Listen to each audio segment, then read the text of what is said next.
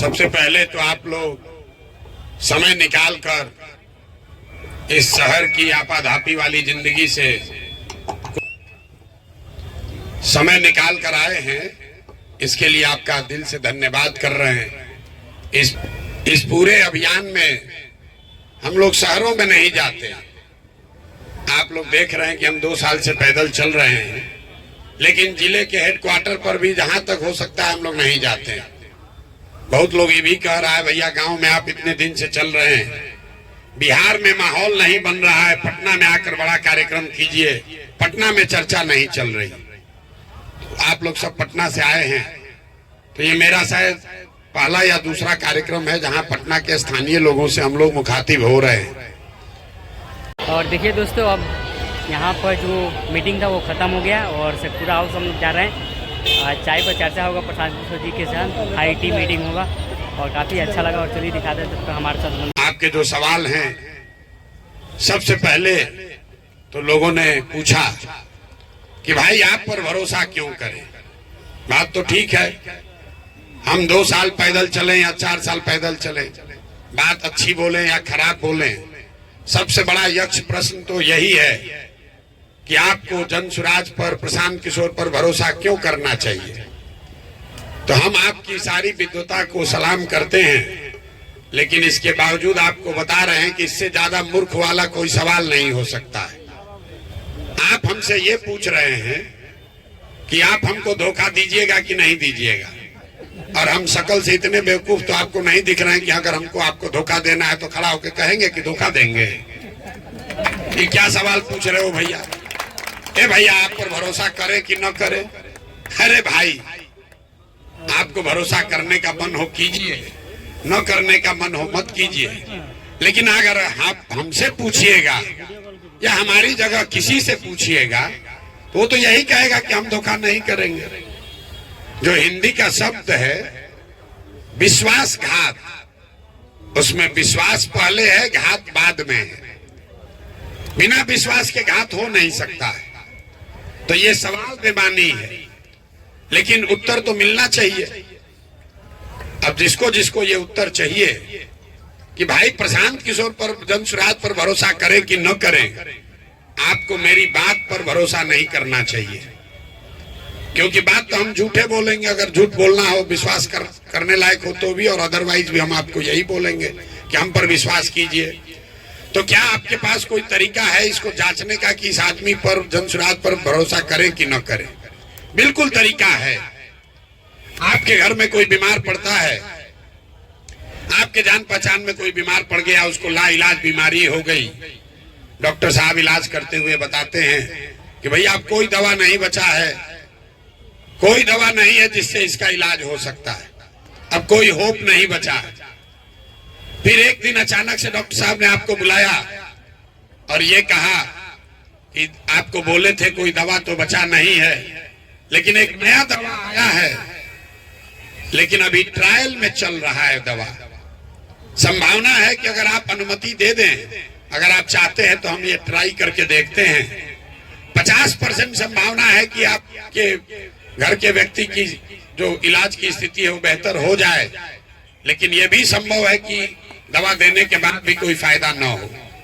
तो जितने लोग आप यहाँ प्रबुद्ध लोग, समझदार लोग, पढ़े लिखे लोग बैठे हैं, आपका निर्णय क्या होगा? एक दवा जो पहले से एक्सपायर है, जिसको आपको मालूम है कि इसका काम नहीं होने वाला है, और दूसरी दवा है जिसमें शायद 50% संभावना है कि शायद इसका काम हो जाए। तो बिहार में जनसुराज पर आपको भरोसा करना है कि नहीं करना है, इसका उत्तर इसी में छिपा हुआ है। जो लोग पहले से यहाँ दल चला रहे हैं, जो व्यवस्था बनी हुई है, वो सब पहले से एक्सपायर है। आप उसको देख लिए, जांच लिए, परख लिए, जान गए कि तो इससे तो सुधार होने वाला नहीं है। ये हम नहीं कह रहे हैं, ये बिहार के आंकड़े बता रहे हैं। ये आपको, हमको, कई लोगों को लगता है कि लालू जी ने बिहार को बर्बाद कर दिया। कोई नीतीश को गाली दे रहा है, कोई कांग्रेस को दोषी बताता है, कोई मोदी जी को दोष दे रहा है। आंकड़ों को अगर आप देखिएगा दलगत राजनीति से, विचारधारा से ऊपर उठकर, तो आपको, हमको पता चलेगा कि 1990 में जब लालू जी मुख्यमंत्री बने, उस समय भी देश का सबसे गरीब और पिछड़ा राज्य था बिहार। 2004-05 में जब नीतीश बाबू मुख्यमंत्री बने तो भी देश का सबसे गरीब, पिछड़ा, निरक्षर, भुखमरी वाला राज्य था बिहार। और आज 19 वर्ष के नीतीश कुमार के शासन के बाद आज भी देश का सबसे गरीब और पिछड़ा राज्य है बिहार। तो इसका मतलब है कि जितना लोग बिहार चलाए, जिसमें हमारे जैसे लोग भी शामिल हैं 1-2 साल के लिए, हम लोग के सारे प्रयास के बावजूद ये बिहार की जो बीमारी है वो दूर नहीं हुई। सब दवा करके आप देख लिए, आपने कांग्रेस को जिताया, उसके बाद लालू जी को बनाए, उनका सामाजिक न्याय भी देख लिया, नीतीश कुमार का न्याय संघ विकास भी देख लिया, मोदी जी का भाषण भी सुन लिए, उनका भी जादू देख लिए, बिहार का दशा नहीं सुधरा। तो अब या आपके पास 2 ही विकल्प है, या तो जो दवा फेल हो चुकी है, एक्सपायर हो चुकी है, उसी को खाते रहिए, या फिर कोई नई दवा आई है जिसका नाम है जनसुराज, जिसमें शायद 50% संभावना है कि कुछ सुधर जाए। तब तय आपको करना है कि 50% संभावना वाला दवा लेना है कि एक्सपायरी दवा खाना है। तो आगे से ये सवाल पूछने का मतलब नहीं है कि भैया आप पर भरोसा कैसे करें। तो भरोसा भैया हम पर नहीं करना है, भरोसा इस बात पर करना है कि यहाँ पर पहले से जो व्यवस्था है वो बिल्कुल एक्सपायर व्यवस्था है। जो व्यवस्था आएगी इससे बढ़िया ही आएगी, इससे खराब कुछ नहीं हो सकता है। अब 28 से नीचे हम लोग कहाँ जाएंगे, 35 पर थोड़े न जाएंगे, 28 को राज्य है, इससे ज्यादा खराब कुछ नहीं हो सकता है। इसलिए जनसुराज की ओर आपको देखना चाहिए। किसी ने कहा कि भैया आपके नाम पर भरोसा है, जब आप जिम्मेवारी नहीं लेंगे तो इसका कौन जवाबदेही लेगा कि कल जनसुराज आ गया, काम नहीं हुआ तो? उसी के साथ पीछे कोई खड़ा होकर कहा कि आप ही खाली दिख रहे हैं, दूसरा कोई दिख ही नहीं रहा है। देखिए समाज, अगर आपने अपना जगह छोड़ दिया तो भी आदमी शिकायत कर रहा है कि हम तो आपको देख कर आए थे, आप काहे पीछे हट रहे हैं। तो बगल में बैठा हुआ आदमी कह रहा भैया खाली आप ही काहे दिख रहे हैं। ये देखिए समाज की दुर्दशा। आप दाएं चलिए कि बाएं चलिए, किसी भी तरीके से आपको नहीं मानना। दोनों ही बात में दोनों सवाल तो जायज है। आपने कहा कि आप ही को इसके सामने रहना चाहिए। हम बिहार के एकमात्र अकेले काबिल आदमी नहीं है, हम बिहार के अकेले काबिल आदमी नहीं है, बिहार में सैकड़ों आदमी हमसे ज्यादा काबिल है। कभी कभी भाग्य है, समय है कि मुझे वो रास्ता, वो अपॉर्चुनिटी मिल गई तो हम आपको काबिल दिख रहे हैं। महात्मा गांधी जैसा बड़ा लीडर इस धरती पर, गांधी से बड़ा कोई लीडर पैदा नहीं हुआ। महात्मा गांधी जैसे लीडर अपने पूरे जीवन काल में कांग्रेस का अध्यक्ष सिर्फ एक ही बार रहे, एक ही बार कांग्रेस का अध्यक्ष रहे। इसका मतलब ये नहीं है कि जब वो अध्यक्ष नहीं थे तो देश के राजनीति पर, आजादी से पहले लड़ाई में, या उस समय की कांग्रेस में गांधी की सोच का, उनके विचारों का, उनके कार्यक्रमों का प्रभाव नहीं था। मेरा जनसुराज में प्रभाव रहे, इसके लिए हमको पद पर बैठना जरूरी नहीं है। जरूरत इस बात की है कि बिहार के समाज में ये चेतना आए कि काबिलियत के आधार पर नेतृत्व का चुनाव हो। किसी महिला ने पीछे से पूछा, आधा अंग्रेजी आधा हिंदी में, कि भैया आप तो जाति का बात कर रहे हैं, महिला एम्पावरमेंट की बात कर रहे हैं। 40 महिला अगर जीत के चली जाएगी उससे क्या फायदा होगा? अगर 40 महिला के जीत के जाने से फायदा नहीं होगा तो महिला से चूल्हा चक्की कराने से तो फायदा होगा नहीं। लोकतंत्र में तो अगर आप नीति न्याय बनाने वाले बनेंगे, पॉलिसी में आपकी भागीदारी होगी, तभी आपकी चिंता होगी। ऐसा नहीं है कि महिला जाएगी तो ही महिला की चिंता करेगी, पुरुष भी चिंता कर सकते हैं, लेकिन भागीदारी सबकी होनी चाहिए। किसी ने सवाल पूछा, आप जाति से कैसे निपटिएगा, जाति को कैसे ट्रीट कीजिएगा, क्या आपका आधार भी जाति होगा? हम लोगों ने मन से खड़े होकर कहा है कि जिस समाज में जिसकी आबादी जितनी है, जिस आबादी की, जिस समाज की, जिस जाति की जितनी आबादी है, उसको उसकी हिस्सेदारी मिलनी चाहिए। लेकिन जैसे डालडा का पूरी अगर रोज आप खाइएगा, एक दिन अगर आपको घी का पूरी मिले तो हजम नहीं होगा। तो बिहार में ये जाति और हिस्सेदारी की नारा इतना चल गया है कि लोगों को समझ में नहीं आ रहा है कि हम लोग क्या कह रहे हैं हम ये नहीं कह रहे हैं कि आपकी जाति ज्यादा है तो आपको ज्यादा भागीदारी मिलेगी। हम ये कह रहे हैं कि चुनाव का पैमाना एक और एकमात्र काबिलियत ही का पैमाना है। लेकिन आप ये समझिए कि जो आदमी भी काबिल है वो किसी न किसी जाति का है, और हर जाति में काबिल आदमी भी है। मान लीजिए कि 243 लोगों को विधायक का चुनाव लड़ाना है, तो बिहार में 243 काबिल आदमी है, ऐसी बात तो है नहीं। बिहार में तो लाखों लोग काबिल निकल कर आ रहे हैं, तो 243 में किसको कितनी भागीदारी मिलेगी? तो उस भागीदारी को तय करने के लिए उसके जाति की संख्या का ध्यान रखना है कि अगर 18% दलित है तो जितने काबिल लोग आ रहे हैं उसमें 18% दलित समाज की भी भागीदारी होनी चाहिए। अगर 15% यादव समाज के लोग हैं तो उस समाज के भी काबिल आदमी को 15% 243 में हिस्सा मिलना चाहिए। लेकिन वो हिस्सेदारी इसलिए नहीं मिलेगी कि वो यादव है कि दलित है कि कुशवाहा है। वो हिस्सेदारी इसलिए मिलेगी कि वो काबिल है, लेकिन काबिल आदमी जितनी सीट है उससे ज्यादा है, तो उनका प्रोपोर्शन, उनका अनुपात क्या होगा, इसके लिए जाति की बात है। जैसे मैं आपको उदाहरण देता हूं, जन सुराज ने कहा कि हमारा पहला अध्यक्ष दलित समाज से होगा, तो कोई खड़ा होकर कह सकता है कि भैया आप भी तो जाति का बात करने लगे, दलित का वोट लेना चाहते हैं। नहीं, हम लोगों ने क्या कहा कि इस दल का नेतृत्व समाज के सभी वर्गों का बराबर अधिकार उसका है। तो समाज को बड़े अगर भागों में बांटिएगा, 5 भाग होता है। एक सामान्य वर्ग है, एक ओबीसी वर्ग है, एक ईबीसी वर्ग है, एक मुस्लिम है और एक दलित है। ये बड़े स्तर पर 5 वर्गों में आप समाज को बांट सकते हैं। अब नेतृत्व की क्षमता सब में है, सबको नेतृत्व का अवसर मिलेगा, बराबर मिलेगा, 1-1 साल सबको अवसर है। सवाल है कि पहले अवसर किसको दिया जाए। तो अगर आप पिता हैं और अपने घर में संपत्ति का बंटवारा कर रहे हैं, आपके 5 बच्चे हैं, 5 को संपत्ति का बंटवारा कीजिएगा, 5 को बराबर ही दीजिएगा। लेकिन अगर उसमें एक बच्चा कोई विकलांग है, दिव्यांग है, तो आप ये सोचते हैं कि भाई 4 को पैसा दे देता हूं और जिस घर में रहता हूं ये अपने दिव्यांग बच्चे को दे दूं, क्योंकि अगर इसको पैसा दे भी दिया तो इसको बनाने में तकलीफ आएगी। तो हमने लोगों के, समाज के सामने ये बात रखी कि भाई मिलना सबको बराबर है, लेकिन सबसे पहले किसको मिलना चाहिए। तो जो समाज में आर्थिक, सामाजिक, शैक्षणिक तौर पर सबसे पीछे है, उसको सबसे पहला हक मिलना चाहिए। तो लोगों ने तय किया कि नहीं भैया, दलित समाज सबसे पीछे है, इसलिए उसको सबसे पहला हक मिलना चाहिए। दूसरा, अगर ईबीसी समाज है तो उसको मिलना चाहिए, तीसरा मुस्लिम है तो उसको मिलना चाहिए, फिर ओबीसी को मिले, फिर सामान्य वर्ग को मिले। और फिर हमने सब लोगों से पूछा, जिसका नंबर अंतिम में आना है, ओबीसी समाज के लोगों से पूछा, सामान्य वर्ग के लोगों को खड़ा करके पूछा कि बताइए आपको इससे कोई ऑब्जेक्शन तो नहीं है। तो लोगों ने कहा भैया कोई ऑब्जेक्शन नहीं है, हम लोग आगे हैं, हम आगे चलेंगे। देखिए यही बात यहाँ पर नेता कैसे बताते हैं।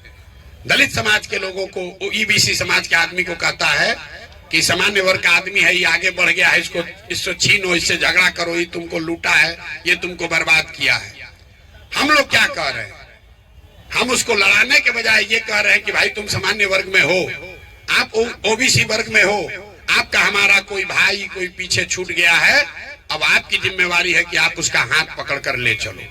तो हम लड़ाने की बात नहीं कह रहे हैं, हम जो आगे चला गया उसको ये जिम्मेवारी का एहसास करा रहे हैं कि अगर आपका भाई कोई पीछे छूट गया है तो उसको लेकर साथ में चलिए।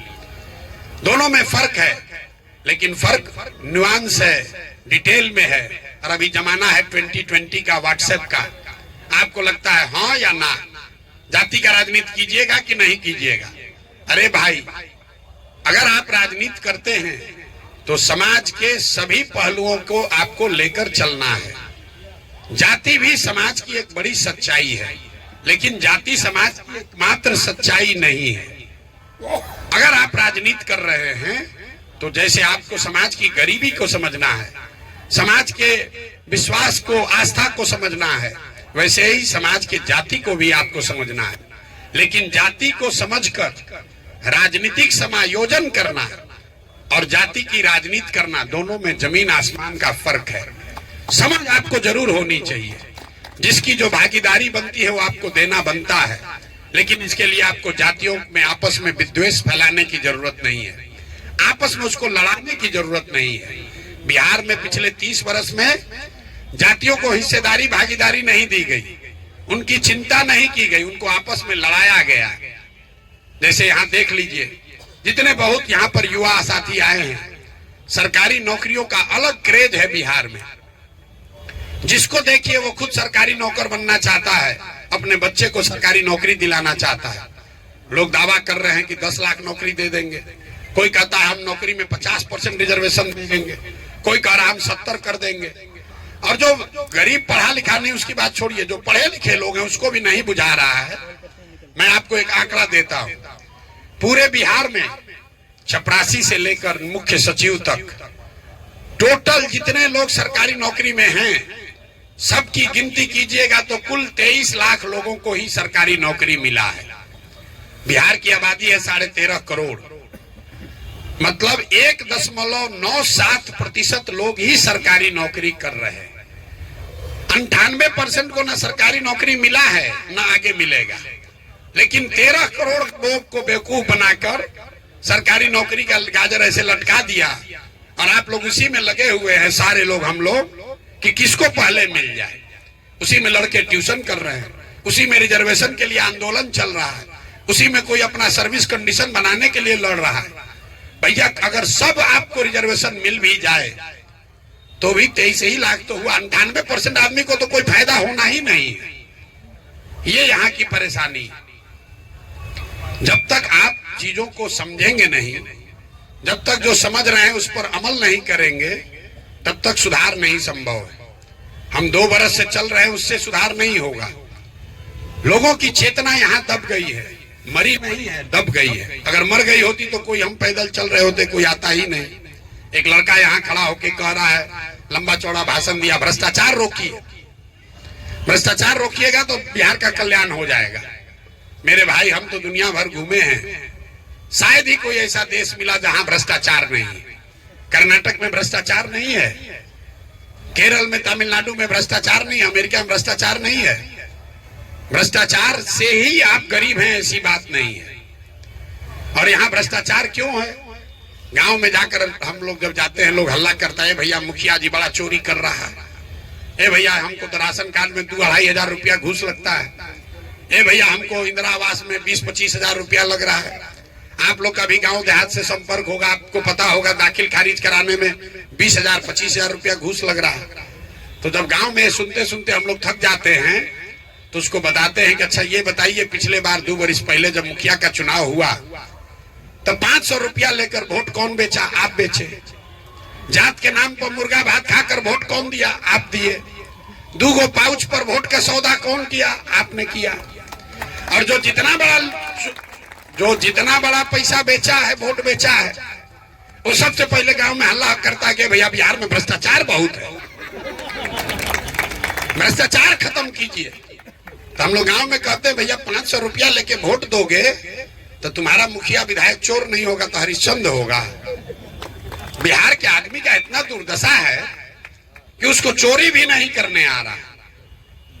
500 रुपया में अपना वोट बेचोगे, जात के नाम पर मुर्गा भात खा के वोट दीजिएगा और फिर सोचिएगा कि विधायक जी काम बढ़िया नहीं कर रहे हैं। कैसे संभव है? वो अपना गेहूं बेच के थोड़े ना आपको पैसा दे रहा है। जो लोग पैसा ले रहे हैं अपने आप को बहुत चालाक समझ रहे हैं, वो ना समझ रहे हैं कि समाज में उनसे ज्यादा जो चालाक है वही तो नेता है। 500 रुपया दिया, 5,000 रुपया का आपसे उपाय कर लिया। राजनीति जो है वो समाज का आईना है। समाज में अगर जाति है तो राजनीति में भी जाति होगी, समाज में भ्रष्टाचार है तो जाति में भी, राजनीति में भी भ्रष्टाचार होगा। लेकिन बिहार में लोगों की सोच ये है कि हम चोरी करते रहे, हमको आरक्षण मिल जाए, हम जाति का उन्माद फैलाते रहे और पूरा बिहार सुधर जाए, फिर हम आकर मजा मारेंगे। कैसे सुधरेगा रे भाई? हम 5300 से ज्यादा गांव में पैदल गए हैं, गांव में ही रहते हैं, वहीं सोते हैं। वहां का एक अनुभव आपसे साझा कर रहे हैं और अभी आपको दिखेगा, आपकी स्थिति का भी आपको ज्ञान होगा। 5300 गांव में हम अपनी भाषण की शुरुआत में पहले कहते हैं, सब सुनने के बाद, ये बताइए कि आपके गांव पंचायत में सारी समस्या को छोड़ दीजिए, कम से कम आपके बच्चों के लिए पढ़ाई रोजगार होना चाहिए कि नहीं होना चाहिए। आपको मैं बता रहा हूं 5300 गांव में 100% लोग, चाहे वो किसी जाति के हैं, धर्म के हैं, पढ़े लिखे हैं, अनपढ़ हैं, महिला पुरुष, गरीब अमीर, सब आदमी 100% हाथ उठाकर कहता है कि नहीं भैया इतना तो होना ही चाहिए। रोजगार पढ़ाई काहे नहीं होना चाहिए, तो होना ही चाहिए। उसको नहीं मालूम है कि दूसरा सवाल क्या है। दूसरा सवाल पूछते हैं कि अच्छा आप सब लोग अपने अपने बच्चों के सर पर हाथ रखो और रख कर बताओ कि तुमने अपने बच्चों के पढ़ाई रोजगार के लिए वोट दिया है कि नहीं दिया है। आज तक 5300 गांव में एक आदमी भी नहीं मिला, एक आदमी भी नहीं मिला जिसने कहा कि हम भैया अपने बच्चों के पढ़ाई रोजगार के लिए वोट दिए हैं। हम आपको बेइज्जत नहीं करना चाहते हाथ उठवा के, बड़ा लज्जा होगा, लेकिन आप भी न उठा पाओगे क्योंकि आपने भी अपने बच्चों के पढ़ाई रोजगार के लिए वोट नहीं दिया है। यहाँ आप शहर में रहते हैं तो आप ज्यादा चालाक नहीं है, इतने हुआ होगा कि आप इतना चालाक है क्या वोटे देने नहीं गए थे। बिहार में जो शहर में रहने वाला आदमी है, बुद्धिजीवी, अपने आप को इंटेलेक्चुअल कहने वाले हम लोग, सबसे ज्यादा दोषी हम लोग हैं। बिहार की दुर्दशा का मुख्य कारण आपके हमारे जैसे लोगों के लिए प्लेटो ने बहुत अच्छी बात, ग्रीस के बहुत बड़े दार्शनिक थे प्लेटो, उन्होंने एक बहुत अच्छी बात बताई। If you do not participate in democracy be ready to be ruled by your inferiors. अगर आप सामाजिक राजनीतिक जीवन में कोई सरोकार नहीं रखेंगे तो इस बात के लिए तैयार रहिए कि कोई मूर्ख आदमी राजा बनकर आप पर शासन करेगा। तो बिहार का अपने आप को बुद्धिजीवी कहने वाले आदमी का यही दुर्दशा है। पिछले 25-30 साल में या तो आपने अपने आप को राजनीति से अलग कर लिया या आपको व्यवस्था ने अलग कर दिया। और अब आप सोच रहे हैं कि जो बालू माफिया शिक्षा का मंत्री है, जो शराब का माफिया वाला आदमी, शराब का धंधा करने वाला स्वास्थ्य मंत्री बन गया, उससे आप सोच रहे हैं कि बढ़िया स्वास्थ्य व्यवस्था बन जाए। अरे भाई, जब बालू माफिया है तो आपके बच्चों के लिए पढ़ाने का व्यवस्था करेगा कि बालू बेचवाने का उपाय करेगा? गलत चुनिएगा तो गलत ही होगा। अब यहाँ लोग मानेगा नहीं, कहेगा ना भैया हम लोग के पास तो विकल्प नहीं था।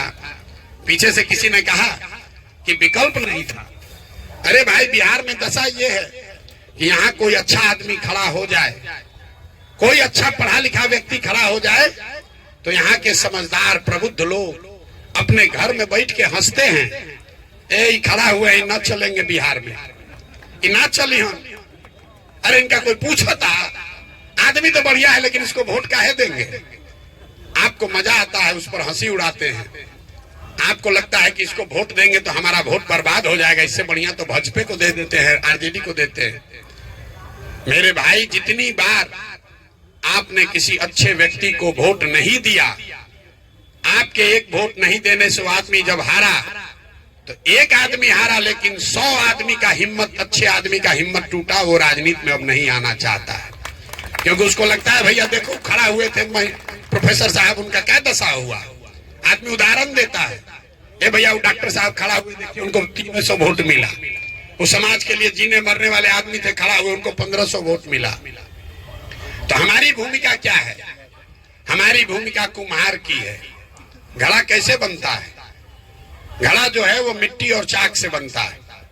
वो किसी कुम्हार कितना भी हुनरमंद हो, अगर बढ़िया मिट्टी और चाक ना हो तो घड़ा नहीं बन सकता है। तो हमारी भूमिका बस इतनी ही है कि लोगों का जो विश्वास खत्म हो गया है कि बिहार में भी अच्छा आदमी चुनाव लड़के जीत सकता है, उस विश्वास को पैदा किया जाए। मान लीजिए कि कभी आपके जीवन में ये मन में आया बात कि भैया हम भी समाज के लिए कुछ करें, लड़े चुनाव, कुछ सुधार करें।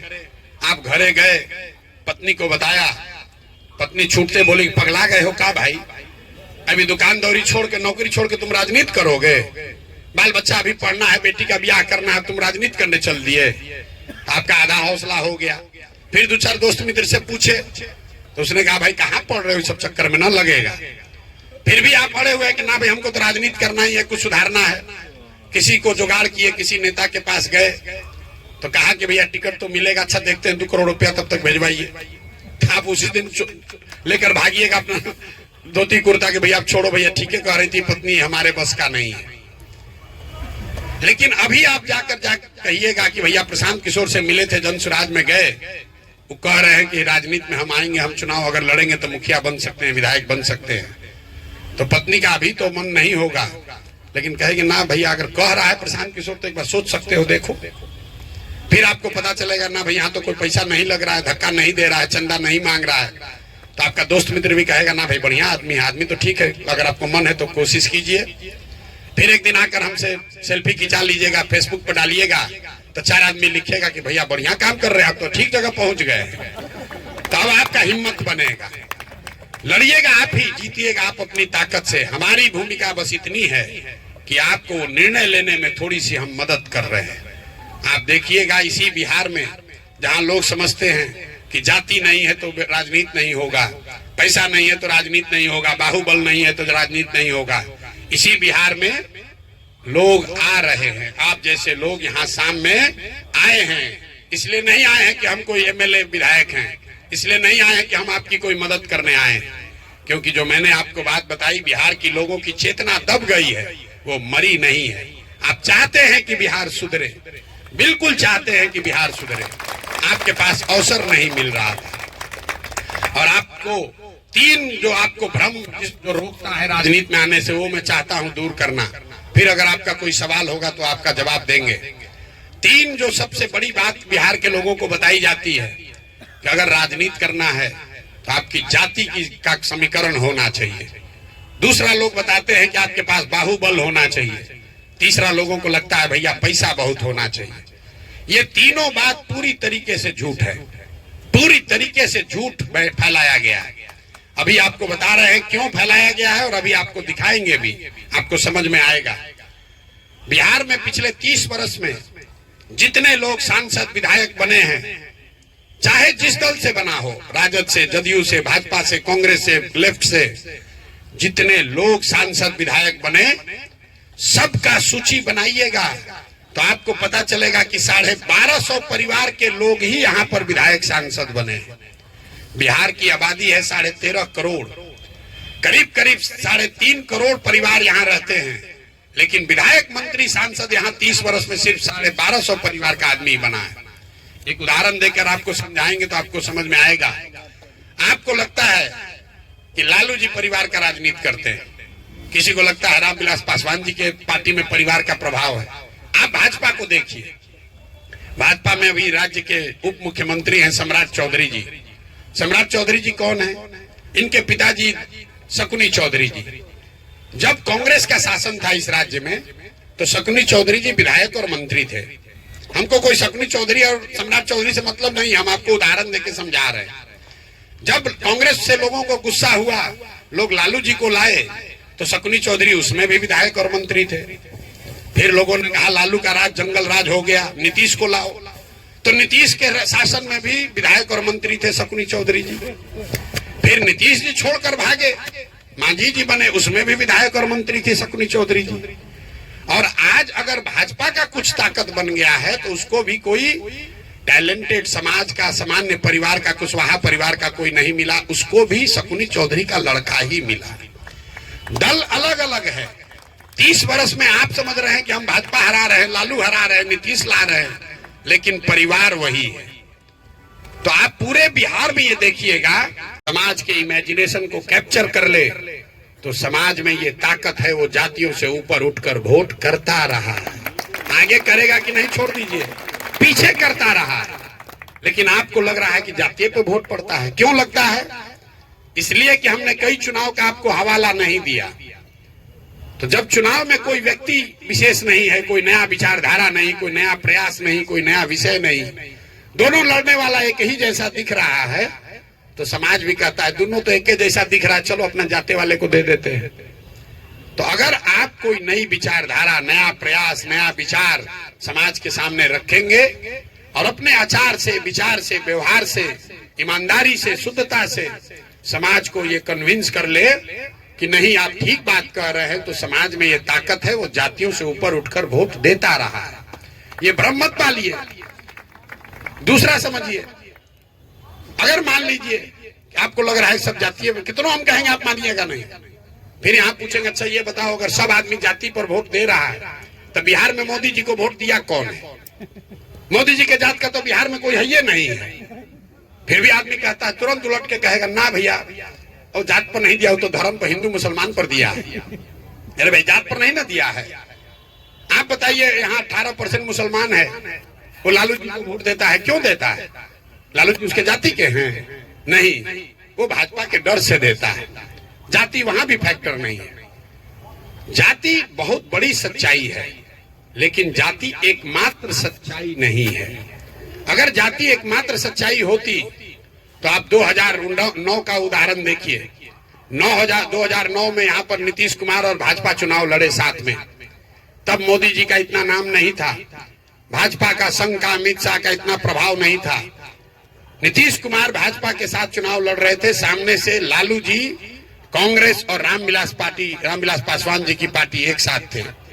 और 2009 में एनडीए को यहां सीट आया 206। लालू जी पूरे गठबंधन के साथ निपट गए 35-36 सीट पर। वही गठबंधन फिर चुनाव लड़ा 2020 में। इस बार नीतीश जी के साथ साथ नरेंद्र मोदी की भी ताकत थी, अमित शाह और संघ भी था, और सामने से लालू जी नहीं थे, तेजस्वी थे, लालू से कम ही ताकत है उनका। रामविलास पासवान उस गठबंधन में ही नहीं थे और कांग्रेस की भी ताकत कम हुई। इसके बावजूद 2020 में उस एनडीए कॉम्बिनेशन को 125 सीट आने में दम निकल गया। क्या हुआ? एनडीए का समीकरण वाला सब जात बिहार छोड़कर चला गया? नहीं, वो ऐसा इसलिए हुआ कि बिहार में हर व्यक्ति को ये लगता है कि जो नीतीश कुमार का पहला शासन था 2005 से 2009 वाला, उसमें बिहार में सुधार होता दिखा था। तो उनके सुधार का, उनके प्रयास का प्रभाव था और जातियों का समीकरण था, तो उनको 206 सीट आया। और 2020 में जब लोगों को उनके गवर्नेंस से, उनके सरकार से लोग खुश नहीं थे, सिर्फ समीकरण पर लड़ने गए तो 125 सीट आया। और एक फाइनल बात इस पर समझ लीजिए, अगर सब बताने के बाद भी आपको लगे कि ना भैया जातीय पर होगा, तो आप ये बताइए कि जो राजनीति करके राज समाज का अगुवाई करना चाहता है, उसके पास ये विकल्प नहीं है कि समाज में सब कुछ अच्छा हो जाएगा तब हम आएंगे राजनीति करने, समाज में बाहुबल न रहे, धन बल न रहे, जाति का प्रभाव न रहे, तब हम आएंगे। तो भैया जब सब समाज में सुधरिए जाएगा तब आपको आने का जरूरत क्या है? जो उसको सुधारेगा वही आपका लीडर होना चाहिए। तो भाई ना समाज में सब सुधरेगा, ना कभी आप राजनीति में आइएगा। ये आपके मन में ऐसा बैठा दिया गया है और आप रिस्क लेना नहीं चाहते हैं, आप करना नहीं चाहते हैं, तो आप करना, हमरा तो मन है करने का, लेकिन बिहार में तो जाति बहुत है, कैसे जाएंगे, इसीलिए घरे बैठे हुए हैं। ये आपके अपने मन का डर है। अगर उससे बाहर निकलिएगा तो कुछ कर पाइएगा। अब आप में से बहुत लोग, कुछ पैसे वाले लोग भी हैं, सामान्य मध्यम वर्गीय परिवार का एक सज्जन खड़ा होकर कह रहे हैं कि भैया मध्यम वर्गीय परिवार को तो कोई पूछिए नहीं रहा है। तो एक तो भैया आप आंकड़ा गलत बता रहे हैं। आप बता रहे हैं 4.5 करोड़ लोग टैक्स देता है और सबका चिंता हम लोग के टैक्स के पैसा से हो रहा है और हम लोग को कुछ नहीं मिल रहा है, हम लोग को कोई नहीं पूछ रहा है। यहाँ पर ज्यादातर सामान्य परिवार, मतलब मध्यम वर्गीय परिवार के लोग ही हैं। ये आपके मन में बहुत गलत बात है कि इनकम टैक्स 4 करोड़ लोग देते हैं, बाकी लोग उनके पैसा से खाते हैं। सरकार का टैक्स का सबसे बड़ा सोर्स है जीएसटी। जो गरीब से गरीब आदमी भी अगर नमक भी 1 रुपया खरीदता है तो उस पर 5% टैक्स वो भी दे रहा है। जस्ट बिकॉज आप कस्टम नहीं दे रहे हैं, इसका एक्साइज नहीं दे रहे, इसका मतलब नहीं है कि आप ही खाली, आपका कोई कंट्रीब्यूशन नहीं है। जो भी इस देश में रहता है अगर 10 रुपया भी खर्चा कर रहा है तो उसका कुछ न कुछ योगदान इस सरकार को, व्यवस्था को चलाने में है। इनकम टैक्स सिर्फ एक टैक्स है, गुड्स एंड सर्विसेज टैक्स। गरीब से गरीब आदमी एक साड़ी भी खरीदा, एक धोती खरीदा, एक नमक खरीदा, खाना खरीदा, टैक्स तो सब आदमी दे रहा है। तो अपने आप को ऊपर मत मानिए कि हम ही टैक्स दे रहे हैं, बाकी सब तो चोरी कर रहा है। आप नहीं भी देना चाहिएगा, तब भी जो सामान खाना खा रहे हैं उस पर टैक्स तो लग ही रहा है। सामान्य वर्ग के जो लोग हैं, आप कह रहे हैं कि हमको कुछ नहीं मिल रहा, तो आप कुछ दे भी तो नहीं रहे हैं। यहाँ बिहार में जितने सामान्य वर्ग के लोग हैं, आपकी बड़ी दुर्दशा है। आप लोग समझ रहे हैं कि हम लोग का लड़का तो बंगलोर चला गया, बढ़िया है, दिल्ली में पढ़ रहा है, अब तो हमको क्या चिंता है। कभी कभी जाते हैं बंगलोर घूम के, किसी के लड़के विदेश भी चले गए हैं, दिल्ली से भी आगे चला गया। तो हम आपको बता रहे हैं अपने अनुभव से कि जो यहाँ गरीब है वो तो कष्ट में है, लेकिन आपसे ज्यादा कष्ट में कोई नहीं है। गरीब का लड़का जो है वो पलायन करता है, मजदूरी करने जाता है जवानी में, जब वो बूढ़ा हो जाता है, शरीर थक जाता है तो वापस आता है घर। लेकिन सामान्य परिवार के लड़के जो पढ़ने नौकरी करने बाहर गए, आप हमसे लिख कर ले लीजिए, अगर बिहार में यही दशा बनी रही तो आपके बच्चे वापस लौटकर कभी नहीं आएंगे, कभी नहीं आएंगे। आप देखिए जिस मैदान में आप बैठे हुए हैं, जिस व्यक्ति ने भी इसको बनाया होगा, कितना सोच के बनाया होगा, इतना बड़ा प्रॉपर्टी कि यहाँ हमारा पतो रहेगा, यहाँ बेटा रहेगा, यहाँ खाना खाएंगे, यहाँ झूला चलेगा, यहाँ झरना चलेगा। आज इसमें कोई नहीं है, कोई नहीं रह रहा है। हमारे पिताजी ने 2 3 घर बनाया है, बड़ा सोच सोच के बनाया, यहाँ पर हमारा लड़का रहेगा, यहाँ पतो रहेगी। वहां पर दिया बत्ती जलाने वाला भी कोई नहीं बचा है। और हम तो यहाँ पर पैदा हुए हैं तो फिर भी आए हैं। हम आपको बता रहे हैं, मेरा लड़का तो कभी गलती से भी पटना में नहीं आएगा। हम 4 बार समझाते, भाई आओ पटना में आए हैं, एक दिन में मिलने आओ। कहना पटना मन नहीं लगता, तुम वहीं आ जाओ, दिल्ली आ जाओ। तो जो आप समझ रहे हैं कि भैया हम तो पैसा कमा रहे हैं, रात दिन मेहनत आप कर रहे हैं, तो आपके बच्चों के भी हक वो लगने वाला नहीं है। बेटा नहीं तो पतो, नहीं तो नाती आपका अमेरिका से बैठे बैठे आपका संपत्ति बेच देगा पटना में। आपसे पूछने भी नहीं आएगा कि बड़ा मेहनत करके आप घर बनाए थे। इसलिए अगर आपको भगवान ने, समाज ने कुछ दे दिया है, किसी भी तरीके से आप कुछ आगे हो गए हैं बुद्धि से, संसाधन से, तो ये आपकी हमारी जिम्मेवारी है कि कुछ न कुछ इस धरती के लिए, इस समाज के लिए वापस करें। पैसा और समय किसी के पास ज्यादा नहीं होता। जो आदमी अपना पेट भरने के बाद, अपना पेट भर लीजिए, लेकिन अपना पेट भरने के बाद जो भूखों की चिंता न करे वो आदमी मानव नहीं है। अगर मानवता का नाम ले रहे हैं तो इतना जरूर कीजिए कि अपना पेट भर जाए। तो जो कोई अगर एक आदमी को भी खिला सकते हैं तो खिलाइए। आप और हम आज इसलिए यहाँ खड़े हैं, आप यहाँ कुर्सी पर बैठकर भाषण दे सकते हैं, सोच सकते हैं, अपना परिवार चला रहे हैं, अच्छी जिंदगी जी रहे हैं, क्योंकि किसी ने यहाँ पर सरकारी स्कूल बनाया होगा, किसी मिशन स्कूल में हम भी गए होंगे पढ़ने। अगर वो किसी ने नहीं बनाया होता तो हम भी किसी गांव में बैठकर मजदूरी कर रहे होते। तो इस समाज ने जो आपके लिए किया है, जिस मेडिकल कॉलेज में, जिस इंजीनियरिंग कॉलेज में आप गए, जिस सरकारी विद्यालय में पढ़े, जिस शहर का आप इस्तेमाल कर रहे हैं, ये सब आप पर कर्ज है। इसको अपने इसी जिंदगी में चुका कर जाइए। कुछ नहीं कीजिए, 1 घंटा समय निकालिए, अपने लिए नहीं अपने बच्चों के लिए कीजिए। हम लोग के तो हिंदू धर्म में कहते हैं लोग कि माँ बाप जो करते हैं वो उनके बच्चों के सामने आता है। अगर आप सोच रहे हैं कि हम बहुत मेहनत कर रहे हैं, बहुत रुपया कमा लेंगे, एक मिनट भी समाज के लिए नहीं देंगे, तो बुरा नहीं मानिएगा, आपके बच्चों के हक कुछ नहीं लगने वाला है। जब जहाज डूबेगा तो उसमें बैठा हुआ हर आदमी डूबेगा, चाहे आप धनी हैं या गरीब। इसलिए जो लोग पैसे वाले हैं, समझदार हैं, समाज ने उनको आगे बढ़ा दिया है। आप पर, हम पर ये ज्यादा जिम्मेवारी है कि हम लोग कुछ भी करें, सुधारने का प्रयास करें। अंतिम बात, बिहार को हम सुधारे या आप सुधारे, सुधारने का प्रयास आज हो या 10-20 वर्ष के बाद हो, करना तो किसी न किसी बिहार के आदमी को ही पड़ेगा। अब तय आपको करना है कि आप इसमें कंधा लगाना चाहते हैं, आखिर ड्राइंग रूम में बैठ के अपना टीका टिप्पणी करते रहना चाहते हैं। ए भैया इन पर कैसे भरोसा करें, ए भैया कैसे सुधरेगा। कितना भी अंधकार है, एक बार दिया जलाने का प्रयास तो करना ही पड़ेगा। एक कदम बढ़ाइए, कुछ मदद कीजिए। हर आदमी कुछ न कुछ कर सकता है। कुछ नहीं कीजिएगा, अपना फेसबुक का पर जनसुराज लिख दीजिएगा तो ही आपको 100 आदमी पूछेगा, अरे डॉक्टर साहब क्या बात है, आप फेसबुक में जनसुराज में जुड़ गए हैं क्या। आप अपना व्हाट्सएप का डीपी बदलिएगा, 10 आदमी आपको फोन करता है, आपको लोग पूछेगा सर ये जनसुराज में जुड़े हैं, क्या बात है, आप उसको बता सकते हैं। उसके लिए आपको बूथ पे नहीं जाना है, अपना इनकम नहीं छोड़ना है, अपनी पढ़ाई धंधा नहीं छोड़ना है।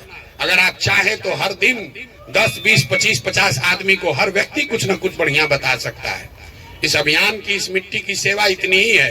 आपसे कोई चंदा नहीं मांग रहा, आपसे कोई मेहनत करने के लिए नहीं कर रहा है। कम से कम इस बात को, विचार को, इस विकल्प को, इस अपॉर्चुनिटी को घर घर तक पहुंचाइए, लोगों को बताइए। जितना आपको लगता है कि हर आदमी जान गया, ऐसी बात नहीं है। आज भी जाकर पटना के, हमारी बात जनसुराज की बात छोड़िए, किसी झुग्गी झोपड़ी में चलिए, वहां पूछिए कि भारत का प्रधानमंत्री कौन है। हम आपको आंकड़े से, अपने अनुभव से बता रहे हैं। अभी भी कम से कम 10 में 3 आदमी 4 आदमी ऐसा होगा जो प्रधानमंत्री का नाम नहीं बता सकता है। मोदी जी चाहे जितना बड़ा पीआर किए हो, कितनों एडवर्टाइजमेंट चला ले। छत्तीसगढ़ में आज से 10 वर्ष पहले हम सर्वे करने गए थे, जब काम पुराना करते थे, तो छत्तीसगढ़ के जंगलों में छिंदवाड़ा में हमने जब काम किया, वहां आदिवासियों से पूछा कि देश अब आजकल वोट किसको देते हैं, तो कई महिलाओं ने गांव के गांव बताया कि भैया आजकल हम लोग कमल वाला कांग्रेस को वोट देते हैं, कमल वाला कांग्रेस को वोट देते हैं। सुनिए क्या हुआ, वहां के जो आदिवासी महिलाएं हैं वो इंदिरा जी को छोड़ना नहीं चाहती। तो भाजपा के चालाक कार्यकर्ताओं ने उसको कहा कि अब इंदिरा गांधी का जो कांग्रेस है उसका सिंबल हाथ से बदलकर कमल हो गया है। लोग वही कह रहा कि कमल वाले कांग्रेस को वोट दे रहे हैं। तो जितना हम आप आसानी से समझते हैं कि हर आदमी जान गया, ये जरूरी नहीं। आप पटना में बैठे हुए हैं और बहुत सारी बात जो हम आज कह रहे हैं इसमें नई बात कुछ भी नहीं कहे, रोज ये बात दोहरा रहे हैं, लेकिन आपको शायद बहुत लोगों को पता नहीं है। तो आप इस अभियान की, इस मिट्टी की, बिहार में होने वाले इस प्रयास की मदद ऐसे कर सकते हैं कि कम से कम अपने साथ शागिर्द, दोस्त, मित्र जो भी आपका है, 10 आदमी 15 आदमी उसको बताइए, उसको ये बताइए। ये मत कहिए कि भरोसा करो जुड़ो, ये कहिए कि ये प्रयास हो रहा है, इसको जांचो, परखो, अपने अनुभव के कसौटी पर कसो, और ठीक अगर लगे तो बिहार को सुधारने के इस अभियान में, इस यज्ञ में कुछ न कुछ योगदान करो। बहुत बहुत धन्यवाद।